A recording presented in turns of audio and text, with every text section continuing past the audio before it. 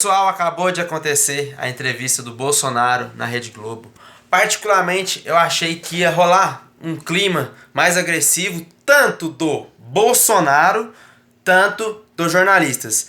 Eu não achei que o Bonner e a Renata pegou firme, forte, de uma forma, não vamos dizer agressiva, mas mais pegada, mais puxada, que coloca o candidato ali na contrariedade, assim, coloca ele, que eu penso agora, o que eu falo, o que eu respondo e tudo mais.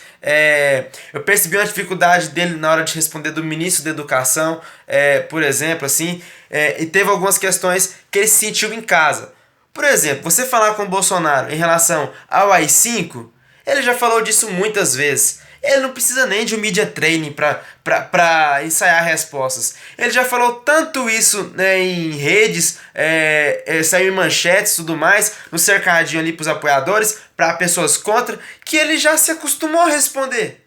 Já não pesa mais a atitude ou o ato que ele tá falando e tudo mais. Já é uma coisa comum. Ele responde já decorado na cabeça dele, vamos dizer assim. É uma coisa assim que não pesa pra ele. Claro que tinha que falar pra fazer o papel jornalístico e tudo mais. A pandemia também é um assunto que também ele se sente confortável de falar. Porque quando vai falar principalmente de inflação, ele pode jogar a culpa na pandemia. Bonner foi bom, mas a Renata nesse ponto, quando falou que o Bonner principalmente, quando falou que a pandemia e a guerra da Ucrânia ainda continuou.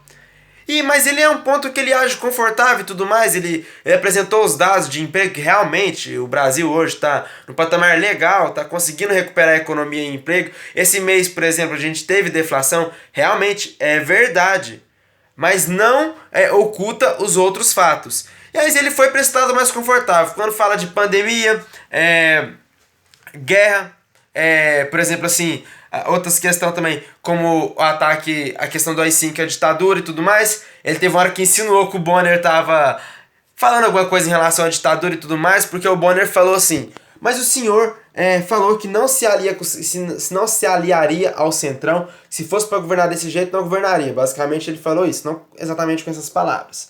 Aí o Bolsonaro sentiu em casa, né, de novo, então você tá falando que que tenho que ser um ditador. Foi a resposta que o Bolsonaro, e eu acho que foi um desespero dele um pouquinho, ele teve de momento. Porque a gente sabe, a gente tem dois neuronas, sabe que o Bonner não incentivou isso e não falou que ele tinha que ser um ditador. A gente tem que ter um contexto para entender a coisa. Quem acompanha a eleição sabe que em 2018, 2017, ele falava com as palavras firmes dele: se for para governar com esse centrão que tá aí, eu não governo, eu tô fora. E ele hoje ele se diz do próprio Centrão e tudo mais. E nesse ponto pegou um pouco de contradição. Ele falou assim: o Centrão antigamente não era o mesmo de hoje. Cara, vamos melhorar essa resposta aí, porque não ficou muito legal. Aí ele foi, logo em seguida, mudou de ponto. Ou seja, político, esperto, sabe mudar de ponto, né? E tudo mais. Quando falou do Sérgio Moro com a Polícia Federal, ele se apoiou, ele fugiu totalmente. E eu achei que o Bonner, nesse ponto, e a Renata também, pecou muito, muito mesmo. Mas claro, quem sou eu pra falar grandes coisas deles? Só tô falando no sentido assim que eles poderiam ter ido mais de que sentido. Senhor foi acusado de ter ferido a Polícia Federal por causa de assim, principalmente depois daquele divulgado, tá, blá, do que negócio do Sérgio Moro. Pronto, o vídeo e tudo mais. Aí ele ia responder a questão e falava assim: e quando as investigações de rachadinhas ou outros esquemas chegavam a seus ministros, chegavam a sua família e tudo mais, por que barrava? Por que quando queria que o Sérgio Moro fosse mandado embora ou ele pedisse conta, você falou que ele não investigava a questão do Adélio Bispo? Ou seja, tinha que trocar o diretor da PF de Minas, logicamente, para que a investigação do Adélio andasse. Foi o Sérgio Moro sair, trocou qual superintendente federal? Trocou o de Minas? Não. 20 minutos depois, o novo ministro da Justiça está a caminho. Ele não trocou o de Minas, trocou o do Rio de Janeiro. Do Rio de Janeiro, que investigava o esquema do filho Flávio Bolsonaro. Não seria lógico investigar o esquema do Adélio? De Minas, trocar o superintendente do Adélio, já que ele era tão incompetente assim? Por que quando o Sérgio Moro saiu, dando como uma das desculpas, trocou não o de Minas, mas sim do Rio de Janeiro? É uma pergunta. Então, eu achei que o Bonner e a Renata não foi muito nas contradições dele. No mais, ponto positivo. Vou falar que eu falei um ponto negativo aqui e tudo mais. Eu achei interessante do ponto de vista que o quê?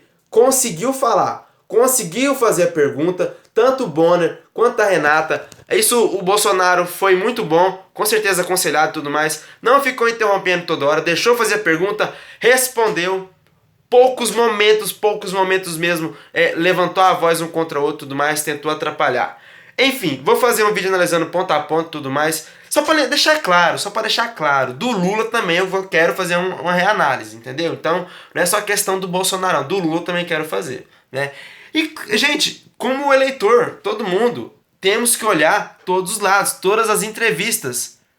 Você pode ter o seu político de estimação, pode ter sua ideologia e tudo mais, mas tem que olhar criteriosamente cada ponto e analisar. Não, nesse ponto ele foi interessante, ele acertou e tudo mais. Não, nesse ponto eu não concordo com ele. É justo, gente, tem que ser desse jeito. Não podemos deixar as nossas paixões agir em pontos que a gente sabe que está errado, mas mesmo assim a gente quer passar um paninho. No mais, é isso. Em breve, eu quero fazer, assim, amanhã, o máximo possível de manhã, fazer análise ponto a ponto, tá bom? Também teve uma questão interessante do supercomputador Tupã, e eu vou deixar pro vídeo de amanhã. Falou, galera.